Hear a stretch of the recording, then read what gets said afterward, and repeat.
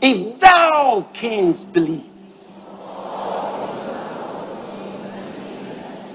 All things, I told you, in the supernatural realm, we have infinite possibilities. All things are possible to him that believeth. What do you believe? The word. I told you, that's all that rules in the realm of the supernatural. Jesus said unto him, if thou canst believe, all things are possible to him that believeth. With the heart, man believeth. You believe with your heart.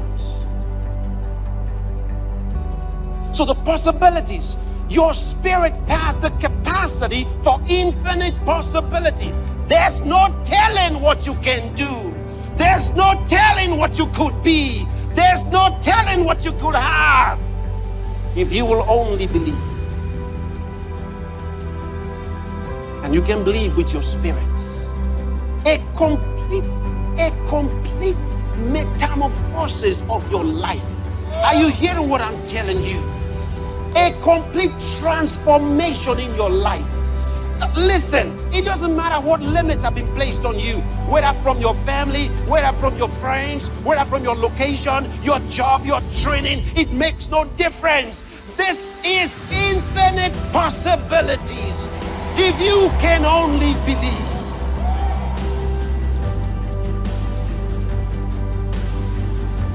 Oh, studying the word of God, I said, Father, I dare believe. I dare believe. Yes, dare believe God. Dare believe God.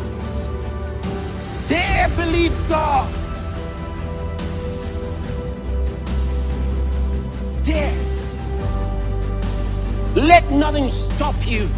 Say, I'm coming out of the crowds. I'm coming out of these things. I'm coming out of the limits. I'm going beyond the limits. In the name of Jesus, all things are possible to him that believeth. And that's me. I dare believe. Dare believe God. But it is not by might. It is not by power, but by my spirit, saith the Lord.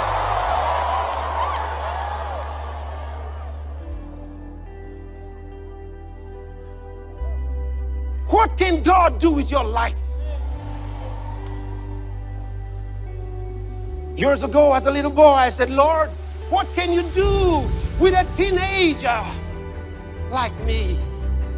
What can you do with someone like me?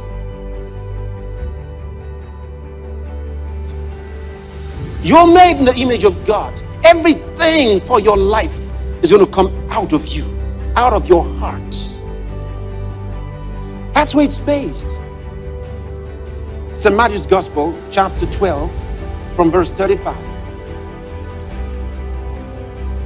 He says, a good man out of the good treasure of the heart bringeth forth what? Good things. But a good man out of the good treasure of the heart bringeth forth good things. Where is that business going to come from? Where is that capital for the business going to come from? Say, well, I have good ideas, I just don't have money. Are you waiting for somebody to bring forth the money? It doesn't matter what the medium is. What matters is the source. Faith is the essence, not the process. Faith is the essence of things hoped for. Faith is the essence, not the process. That's what the Bible says about Abraham. Be not weak in faith. He considered not his body now dead,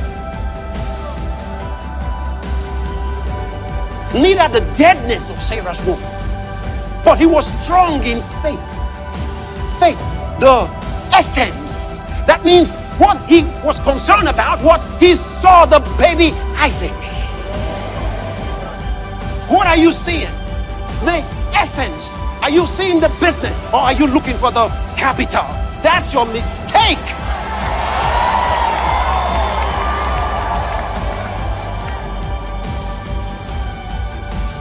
Faith is the essence. if you hold on to what the picture is, that's your words. Don't worry about how it will navigate to you. Don't worry about who does God have over there to make it happen. That's none of your business. What your business is, faith is the essence. The essence of my hope. My hope is not about someone helping me with the money. No, my hope is not who's gonna give me the venue. No. I can see us worshiping in that place. I can see us having that building. I can see it.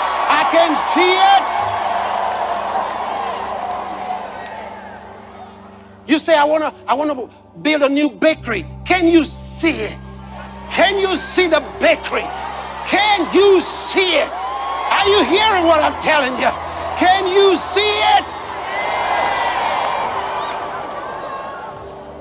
Faith is the essence.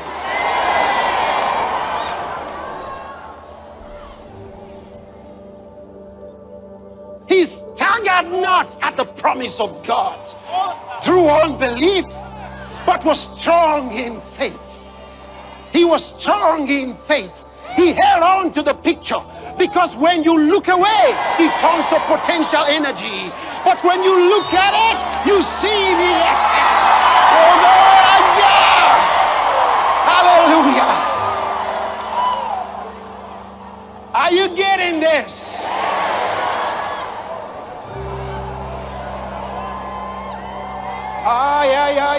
Yeah. He don't want you to look at you now. Can you see you as a doctor? Can you hold it in your hand?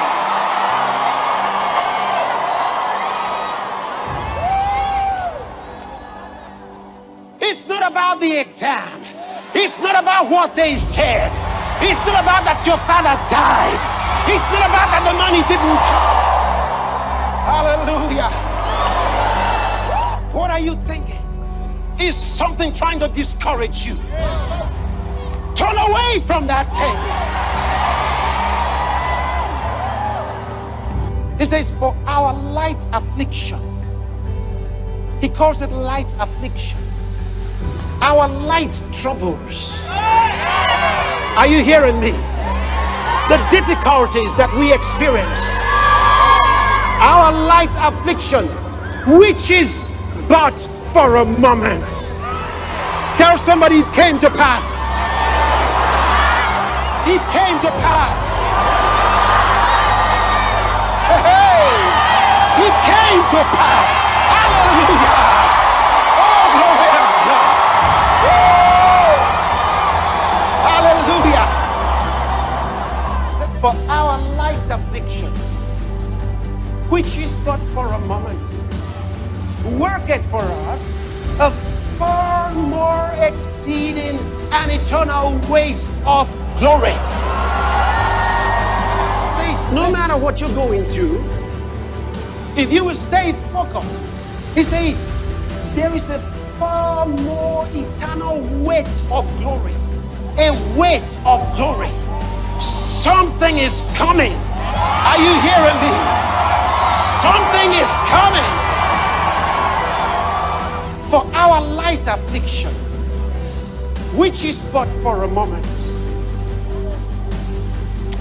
Brothers and sisters, you see, these are my cogitations. You understand?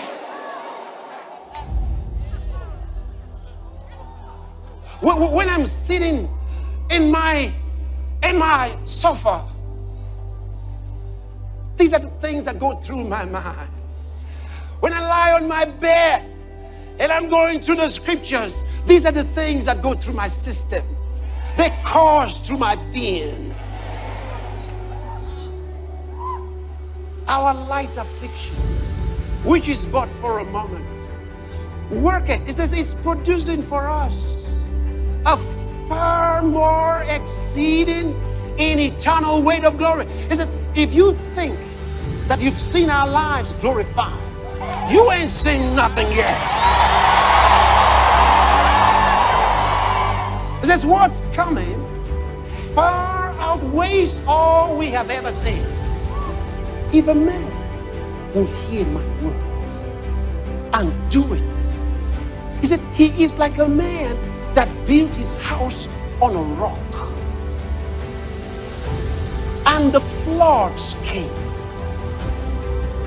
and the winds came. They beat upon that house. It remained steady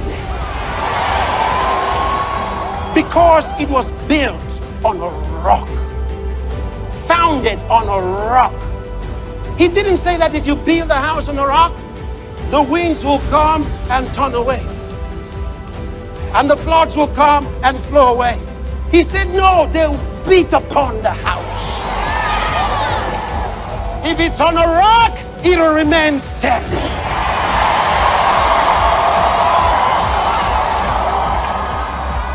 You build your life that way on the word. You build your finances, your business, your family, whatever it is, you build it on the word of God. It doesn't matter what comes out against you. Let the floods come. Let the winds come.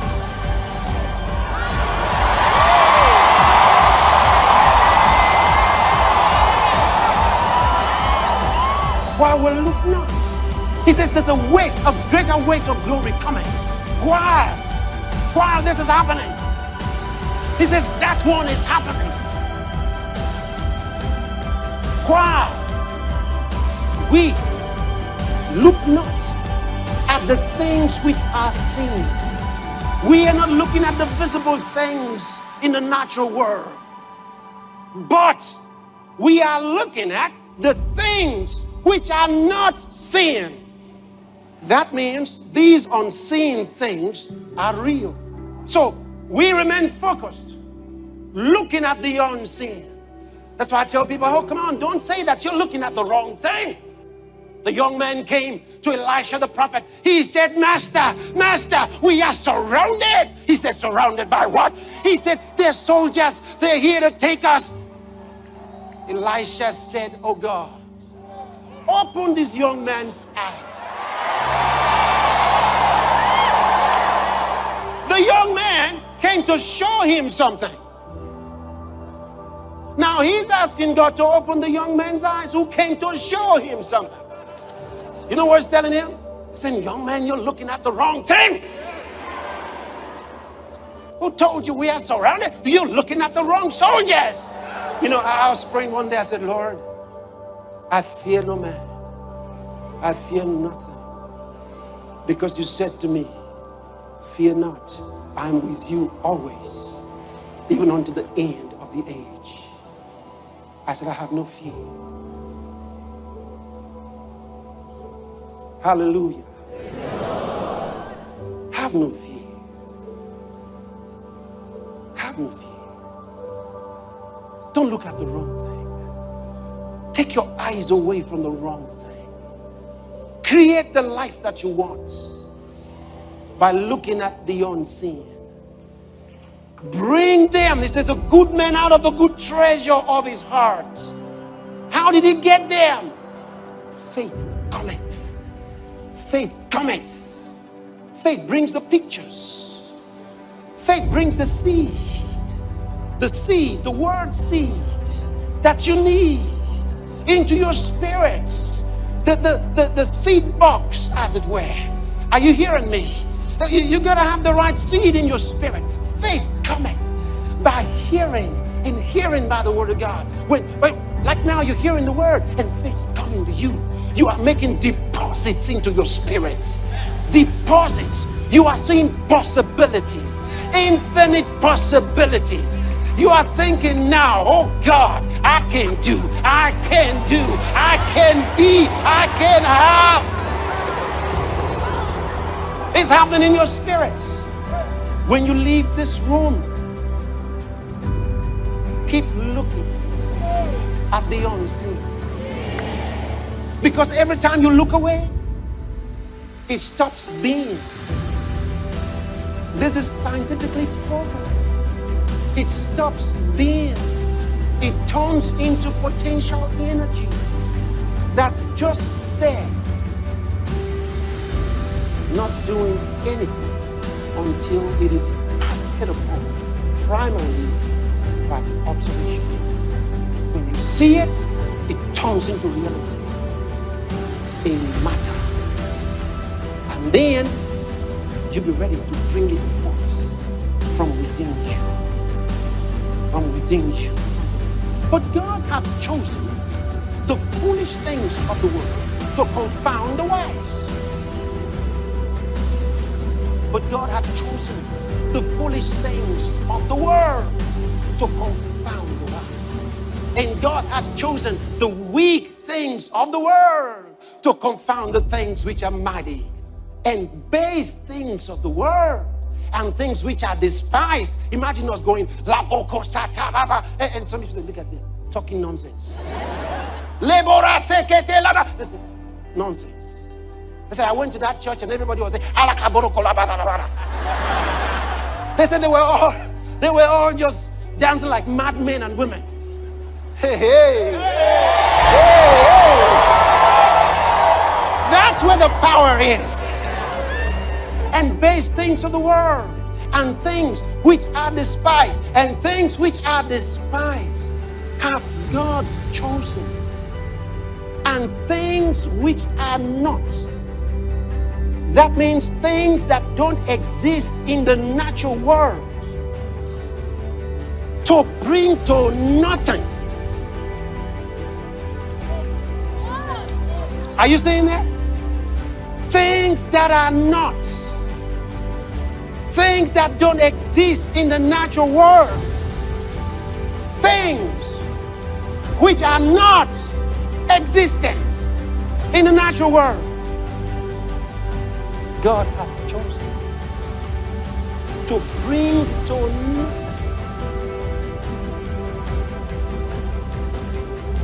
things that are. By God, we will use things which are not, but they exist in the realm of faith to bring to nothing things that are. God makes alive the dead and calleth those things which be not as though they were.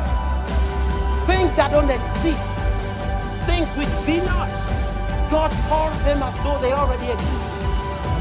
And when he wants to take things that exist out of existence, he uses things which are not in existence to take out. Hallelujah! So when you have things that are, situations that are, and you don't want them, and you want to bring them to naught, you have to apply things which are not. Hey! Where do you get them? From inside. Inside you.